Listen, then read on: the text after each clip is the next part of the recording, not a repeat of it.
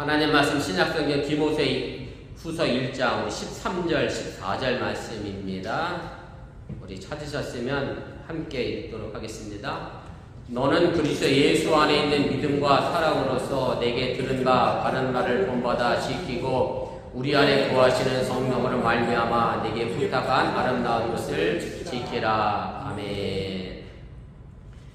예, 오늘 이 본문의 말씀은 여러분들이 기억하시는지 모르겠습니다만은 제가 2주 전에 선택했던 본문의 말씀이기도 합니다. 여름성경학교 주제 성국이고요. 그래서 오늘도 제가 여름성경학교 공과 내용을 중심으로 해서 함께 말씀을 전하고 또 은혜를 나누려고 합니다. 제가 기억으로는 작년에 톰 크루즈라는 배우가 주연으로 탑건이라는 영화를 만들어서 큰 흥행을 이끌었는데 저도 2번이나 봤습니다. 다 비슷하시겠지만 한 번에 영화관 가서 봤는데 정확히 뭔 얘기를 하는지 모르겠어서 자막 나왔을 때 한 번 더 봤습니다. 그러니까 대충 알겠더라고요. 올해도 영화가 하나 개봉됐어요. 미션 임파서블. 벌써 7번째 영화더라고요. 제가 우연히 이 영화가 개봉되기 전에 이 영화에 먼저 보신 분 계신지 모르겠습니다만 저는 아직 못 봤거든요. 이 영화의 명장면은 오토바이 타고 산에 올라갔다가 절벽에서 이제 떨어지는 게 이 영화의 마지막 거의 장면인가 보네요. 근데 이걸 어떻게 촬영했는지에 대한 이야기가 유튜브에 올라왔는데 원래 이게 제일 마지막에 촬영해야 될 거를 제일 먼저 했대요. 왜냐하면 영화를 막 90% 80% 만들어놨는데 그거 촬영하다가 톰 크루즈가 죽거나 부상당하는 영화 투자한 거 싹 날아가니까 아예 처음에 그 장면 찍고 멀쩡해서 계속 영화를 찍었다. 톰 크루즈가 그만큼 이 영화의 진심이었다. 그런 생각을 하고 제가 그 유튜브를 본 적이 있습니다. 톰 크루즈가 미션 임파서블 말 그대로 도저히 이룰 수 없는 미션을 수행해가는, 저도 이 영화를 본 적이 없는 것 같아요. 미션 임파서블을 그런 내용이잖아요. 그 주제가 그죠? 임파서블한 미션을 톰 크루즈가 혼자 다 하는, 그래서 사이다 같은 것을 선사하는 게 이 영화가 가지고 있는 큰 줄거리고 주제가라는 생각이 드는데, 그래서 여름 성경학교 공과 내용도 사실은 가디언즈 하나님의 나라를 지켜라 라고 하는 큰 주제 아래 우리 주일학교 학생들이 어떤 미션을 가지고 어떤 사명을 가지고 있다 해서 살아갈 것인가를 가르치는 것이 이번 여름 성경학교 주제의 내용입니다. 하나님의 나라는 하나님이 혼자 만들어가는 나라가 아닙니다. 우리나라 말에 독불 장군이라고 하는 말이 있습니다만 그 원래적인 의미는 장군은 혼자 할 수 없다 그런 뜻이잖아요. 장군 하려면 누가 있어야 되죠? 부하가 있어야 하는 것처럼 마찬가지로 하나님은 물론 홀로 하나님이시긴 합니다만 혼자 하나님의 나라를 만들어가는 것이 아니라 하나님은 우리를 이 땅에 만드시고 우리를 통하여 함께 하나님의 나라를 만들어가는 그런 분이라고 하는 것을 여러분들이 믿으시길 바랍니다. 하나님께서 사람을 만드시고 나서 보시기에 심히 좋았다라고 말씀하시는데, 결국 하나님이 만드신 이 세상에서 우리가 하나님을 경배하고 예비할 사람이 있어야 심히 아름다운 세상이 만들어진다라고 하는 사실 또한 여러분들이 기억하시길 바랍니다. 하나님이 이렇게 우리를 이 땅에서 하나님과 함께 일하도록 우리를 불러주셨는데, 바로 그 부름받은 우리가 하나님의 사명자이고, 우리 여름 성경학교 주제로 얘기하면 하나님의 가디언즈가 된다라고 하는 얘기고, 그래서 이것을 통해서 우리가 하나님의 나라를 지켜내는 그런 성도가 된다라고 하는 사실을 여러분들이 믿으시기를 바랍니다. 하나님의 나라의 사명자에게는 사명이 주어졌습니다. 물론 여러 가지 사명이 있겠습니다만 이번 여름 성경학교 주제에는 3가지 사명을 우리 자녀들에게 가르칩니다. 물론 우리 자녀가 알아야 될 사명이기도 하지만 그리스도인으로서 성도로서 또 우리가 마땅히 알아야 될 사명이기 때문에 제가 그 공과의 주제의 내용을 모티브로 해서 오늘 여러분들에게 말씀을 전하고 또 여러분들이 이 땅에서 하나님의 나라를 아름답게 만들어가는 사명자로서의 삶을 잘 감당해 나갈 수 있기를 주님의 이름으로 축원을 드립니다. 첫 번째 사명은 복음의 증인입니다. 여름 성경학교 첫 번째 공과 제목은 전하라 가디언즈입니다. 하나님의 복음을 전하는 사명자로서 살아가라고 하는 말씀이고, 그리고 배울 말씀은 누가복음 24장 1절 말씀에서부터 12절까지 말씀으로 주어졌습니다. 이 말씀은 예수님의 부활 사건과 연결된 말씀으로 부활절 아침에 무덤에 찾아갔던 3명의 여자죠. 막달라 마리아, 마리아, 요한나에 관련된 그런 부활에 관한 기사 내용입니다. 예수님이 십자가에 못 박아 돌아가셨을 때 함께 있었던 모든 제자들이 다 도망갔습니다. 12명의 제자들, 예수님을 위하여 집도 버리고 가정도 버리고 직업도 버리고 고향도 버렸던 이 제자들도 예수님이 십자가에서 돌아가시자 자신들도 잡혀 죽을까 염려되고 걱정스럽고 두려워서 모두 도망갔을 뿐만 아니라 문을 꼭꼭 잠그고 숨어 있었습니다. 그때 여전히 예수님의 십자가 밑을 지켰던 여인이 있었는데 바로 부활절 아침에 예수님의 빈 무덤을 발견했던 막달라 마리아, 요한나가 이 십자가 밑에 있었고, 그들도 물론 여전히 두려운 마음이 있었지만 그 두려운 마음보다는 예수님을 사랑하는 마음이 더 컸기에 예수님이 돌아가신 이후 부활절날 아침에 무덤을 찾아가게 됩니다.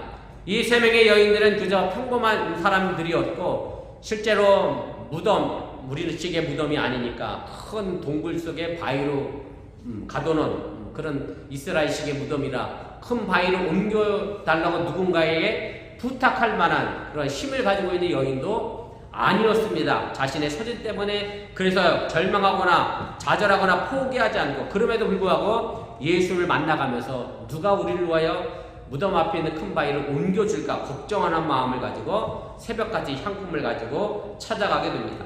그런데 무덤에 도착해보니 동굴 입구를 막았던 큰 바위는 이미 치워져 있었고 예수님의 시체는 보이지 않았고 그 무덤은 비어 있었다라고 성경은 기록을 합니다. 그리고 천사들이 나타나 이 세 여인에게 이런 말을 합니다. 누가복음 24장 5절부터 7절까지 있는 말씀입니다.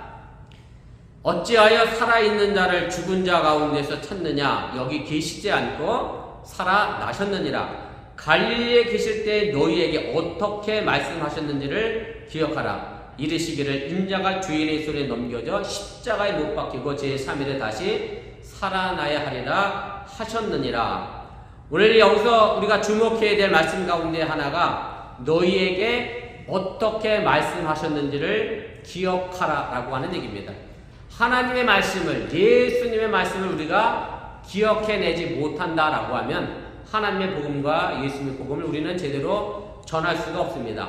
오늘 이 세 여인도 예수님의 말씀을 기억하지 못했습니다. 내가 죽은 다음에 3일 만에 부활하겠다라고 하는 이 예수의 말씀을 기억하지 못했기 때문에 부활절 아침에 빈 무덤을 찾아갈 수밖에 없었다라고 하는 얘기입니다. 천사의 이 말을 들은 이 여인들은 즉시로 예수의 말씀을 생각했습니다. 그리고 기억하게 됐습니다. 그리고 그대로 있을 수가 없어 제자들에게 찾아가 이 부활의 소식, 복음의 소식을 전하며 증거하게 됩니다. 그리고 이 복음을 전했던 세 여인은 자신에게 주어진 사명을 잘 완수했고, 그래서 하나님의 나라를 지키는 사명자, 가디언즈가 되었다는 것이 여름성경학교 첫 번째 공과의 내용입니다. 누가복음의 본문은 마태와 마가 본문과는 조금 차이점이 있습니다. 세 복음사가 공간 복음이면서도 조금씩 차이를 가지고 있는데, 마가복음 16장 8절의 말씀에 보면 똑같은 본문의 말씀인데 거기는 이렇게 되어 있습니다. 천사의 말을 들은 여인들이 너무나 두렵고 무서운 나머지 아무에게도 아무 말도 하지 못했다라고 그렇게 기록하고 있습니다. 마태복음 28장 8절은 이 여인들이 천사의 말을 듣고 11 제자에게 달려간 것으로는 언급이 되고 있습니다. 그런데 누가복음 24장 9절에는 이 표현이 조금 더 확대되어져서 우리에게 주어지고 있습니다. 무덤에서 돌아가 이 모든 것을 11 사도와 다른 모든 이에게 알리니, 그래서 저는 여름성경학교 공과의 이 세 개 말씀을 마태나 마가를 선택하지 않고 감리교 교육국이 누가복음을 선택한 것은 바로 이 부분 때문이 아닌가 그렇게 생각하고 추측해 봅니다. 누가복음 저자는 11 사도 말고도 다른 모든 사람들에게 가서 예수님이 살아나셨다라고 하는 부활의 증인의 역할을 감당했다라고 하는 얘기입니다. 누가복음 저자는 여러분들이 아시는 것처럼 누가복음 2탄이라고 할 수 있는 사도행전도 기록했습니다. 누가복음과 사도행전은 초대교회가 어떻게 진행되어져 갔는가, 어떻게 선교적으로 확대되어져 갔는가를 묘사한 책이었기 때문에 누가복음 저자는 다른 복음서 저자보다 선교 지향적인 마인드를 가지고 성경을 기록했기 때문에 이렇게 기록한 것이 아닌가 우리가 이해해 볼 수가 있습니다. 우리나라 초기 선교 시기에 권서인이라고 하는 사람들이 있었습니다. 일종의 전도인이라고 해도 틀리진 않을 수도 있는데 한문으로 되어 있는 것을 보면 그냥 권할 권자에 책서자입니다. 그냥 풀어서 얘기하면 책을 권하는 사람들. 무슨 책이겠어요? 성경책을 권하는 사람들이 권서인이라고 하는 직책을 가지고 초기 선교에 큰 역할을 했습니다. 이 사람들은 복음을 모르는 사람들에게, 성경을 모르는 사람들에게 100에서 150권의 책을 보찜으로 메고 그때 당시 표현이니까 하루에 100리길을 마다하지 않고 걸어다니면서 글을 모르는 사람들이 글을 가르치며 성경을 팔았던 그런 사람들입니다. 그래서 우리나라 초기 기독교 역사 1908년에서부터 1940년에 우리나라에 보급된 성경 대부분은 바로 이 사람들의 부르튼 발이 이룬 결실이었다라고 우리가 표현을 합니다. 그래서 한국의 선교사로 와 있었던 로버튼 그리어스 선교사는 권서인들의 사역을 보면 마치 사도행전의 한 장을 읽는 것 같다라고 하는 평가를 내리게 됩니다. 권서인 가운데 구충영이라는 권서가 쓴 글에 보면 권서인은 어떤 마음의 자세를 가지고 어떤 사명을 가지고 이 일들을 감당했는가를 기록한 내용이 있습니다. 7가지인데 앞에 화면에도 있습니다. 함께 보시면 좋겠습니다. 우리가 파는 책은 하나님의 묵시로 된 성경이며 사람들이 읽고 구주 예수를 믿어 구원을 얻도록 하기 위한 것임을 알아야 한다. 겸손과 존경심으로 사람을 대할 것이며 온유하고 화평한 말로 복음을 전해야 한다. 핍박을 받더라도 악으로 갚지 말고 욕을 욕으로 갚지 말라. 숙식할 때는 교우나 불신자들에게 폐가 되지 않도록 식비를 넉넉하게 갚아야 한다. 상대방이 귀하든 천하든 각기 그 처지에 맞게 복음을 전해야 한다. 찬송가를 열심히 연습하여 아름다운 찬송으로 사람들의 마음을 열어야 한다. 책값은 반드시 목사에게 솔직히 밝히고 접수해야 한다. 이런 식의 권서인의 사명에 관하여 기록을 했습니다. 예수님이 승천하시면서 마지막으로 남기신 말씀이 이 말씀입니다. 마태복음 28장 20절이죠. 내가 너희에게 분부한 모든 것을 가르쳐 지키게 하라. 볼지어다 내가 세상 끝날까지 너희와 항상 함께 있으리라. 바로 이것이 우리에게 주어진 복음 전하는 자로서의 사명임을 여러분들이 잊지 마시기를 바랍니다. 제가 어저께 뜻하지 않게 토요일임에도 불구하고 장시간 좀 외출을 했습니다. 라넷에를 좀 다녀왔는데요.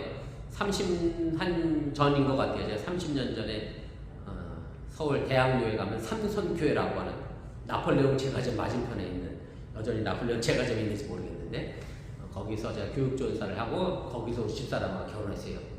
그때 당시에 담임 목사님 아들이 둘째 아들이 이름이 홍요한인데 여기 어디죠? 헌치빌 더 위로 올라가면 거기서 UMC에서 목회를 하고 있어요. 그래서 같은 주에 있다 보니까 그 친구가 목사님하고 뵙고 싶다고, 자기가 란에서 올 일이 있으니까 어머니도 같이 오고 싶다고. 그때 사모님이셔서 제가 30년 만에 진짜 만났어요.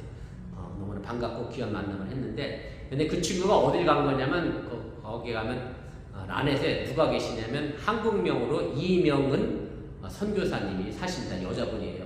영어 이름으로는 메릴린 스탁스인데 대전에 가면 대전 감리교 신학대학이 있습니다. 모건대학교라고. 1940년도에 우리나라에 선교사로 왔던 찰스 스탁스라고 하는, 한국명은 도익서 박사님입니다. 그분이 모건대를 설립을 했는데 사실은 이명은 사모님이 그 도익서 박사님의 사모님이세요.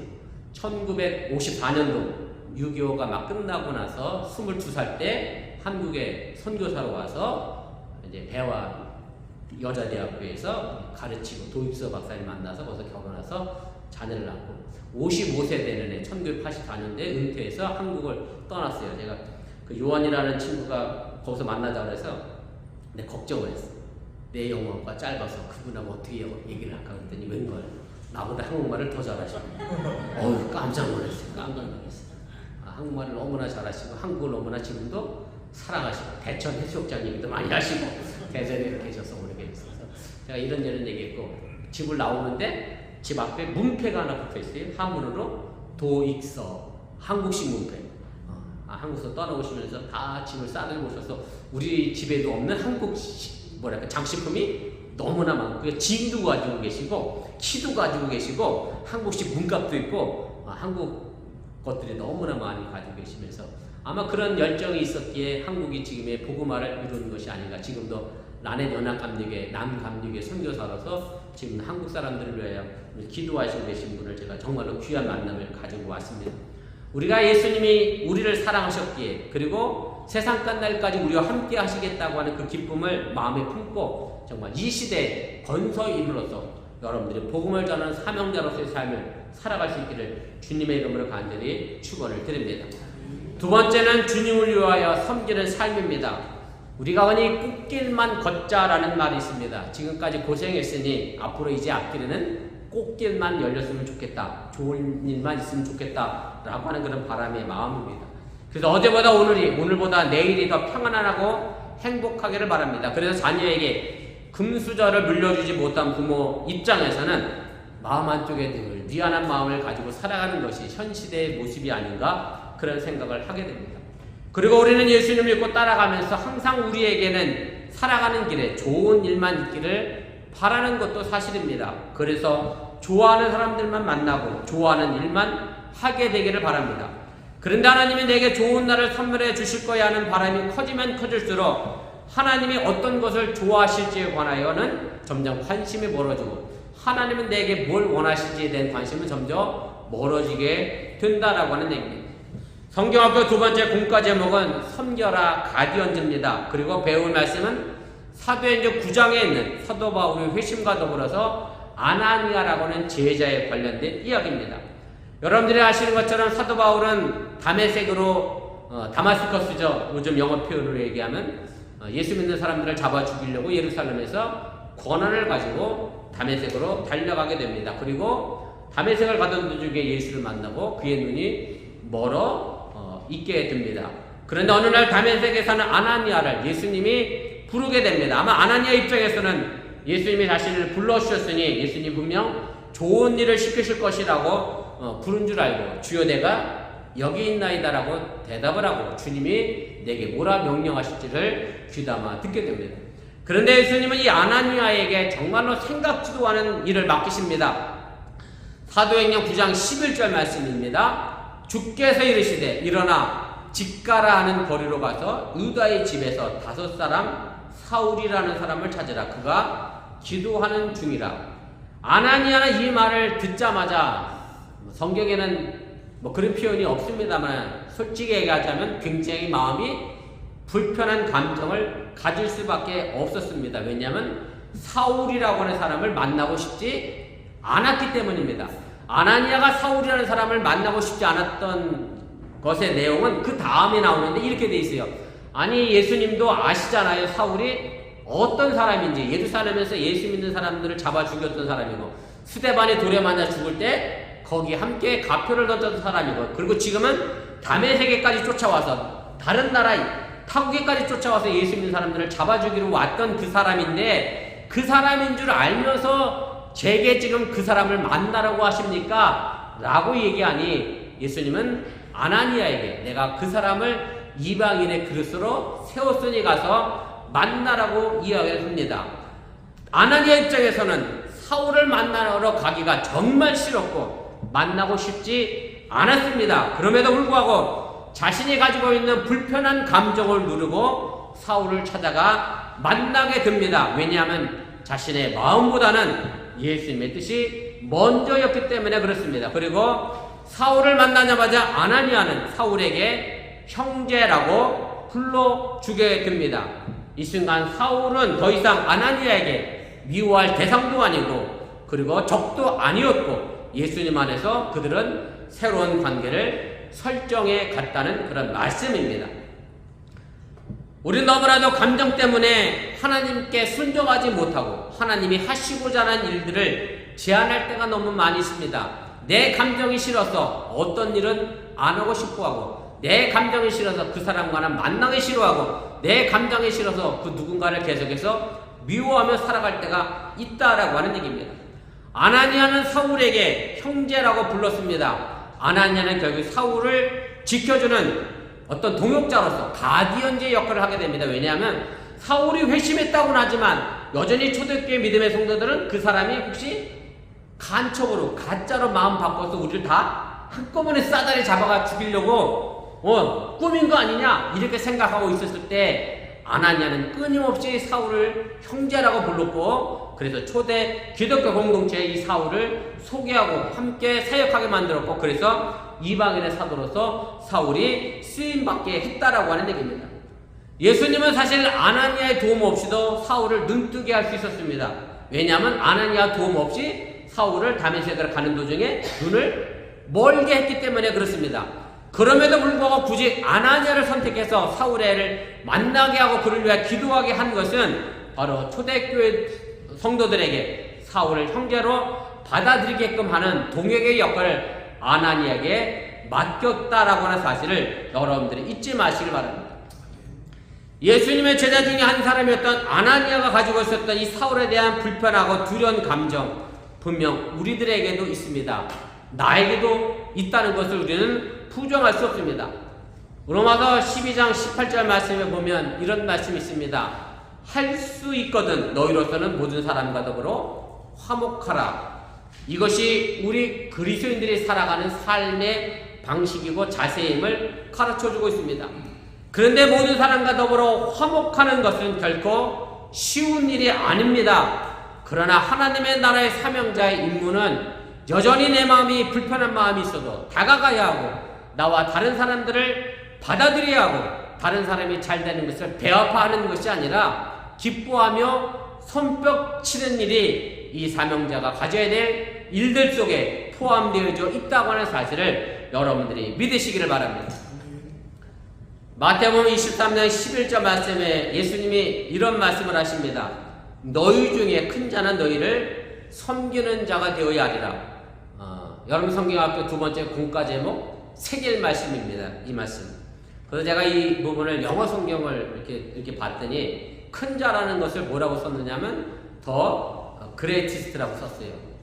더 쓸데없는 영어가 문법이 나오잖아요. 더 플러스 EST는 뭐죠? 예, 최상급이잖아요. 다 함께 배웠죠? 한국에서. 최상급은 가장 큰 자라는 뜻입니다. 영어는 가장 큰 자라고 번역을 했고 한국에서 이제 큰 자라고 써서 제가 헬러 원문을 봤더니 이 단어는 큰 자로 해석을 해도 되고 가장 큰 자로 해석을 해도 된다. 뭐 이런 식의 번역을 제가 봤는데 그런데 영어 성경은 가장 큰 자. 왜냐하면 왜 가장 큰 자라고 썼을까? 나름대로 생각해 보면 내 불편한 감정을 가지고 그걸 누르고 예수님의 사랑을 가지고 그 누군가를 만나는 게 정말 힘들기 때문에 그렇게 하는 사람이 가장 큰 자임을 여러분들이 믿으시고 우리 어번교회 성도들은 정말로 가장 큰 자로서 서로가 서로를 위하여 섬길 수 있는 귀한 공동체가 될 수 있기를 주님의 이름으로 간절히 축원을 드립니다. 세 번째로는 주님을 위한 충성입니다. 우리 청년들이 저희 집에서 슬립오브를 한다고 그랬는데 우리 집사람 팔이 절해서 아무것도 못한다 그랬더니 지들끼리 와서 뭐 지식을 못 구하겠대. 그래서 막 자기들이 뭘 가져가지 그래. 근데 저는 사실 요즘 애들이 좋아하는 떡볶이를 그렇게 좋아하더라고요. 요즘 저는 떡볶이 별로입니다. 단짠 이런 거. 저는 옛날에 저도 잘 먹었거든요. 우리 집사람과 동두천에 쏘꼬라 튀치라는 즉석 떡볶이 집에서 우리 만나서 떡볶이를 먹고 그렇게 학생 시절을 보냈는데 점점 그게 나이가 드니까 그런 것 같아요. 점점 뭘 좋아하느냐면 손이 오래가는 음식들 있잖아요. 몇 시간씩 끓여야 하는 거. 곰국, 설렁탕, 갈비탕, 한국식 나물 뭐. 제가 그런 나쁜 남편입니다. 아무튼. 근데 살다 보니까 자꾸 이런 음식이 점점 좋아지는 거고 젊은 사람들이 좋아하는 흔히 단짠 음식 점점 뭐랄까 인스턴트 맛의 식품이 점점 멀어지는 것 같은데 근데 사실은 그런 음식들이 우리에게는 더 뭐랄까요 친근하고 친숙한 음식이고 또 건강에 좋은 음식이 아닌가 그런 생각을 하게 됩니다. 성경에 봐도 이런 은근하면서 소박하지만 끊임없이 사도 바울에게 큰 도움을 줬던 부부가 있습니다. 브루스길라와 아굴라 부부입니다. 그리고 공과 제목은 충성하라 가디언즈입니다. 이 부분은 사도행전 그리고 고린도전서에 등장합니다. 이 부분은 초대교회 당시 로마의 네 번째 황제입니다. 글라우디오 황제가 칙령을 하나 내립니다. 뭐냐면 로마에 살고 있는 모든 유대인들은 로마를 다 떠나라고 하는 추방령을 내립니다. 역사적 사실이고요.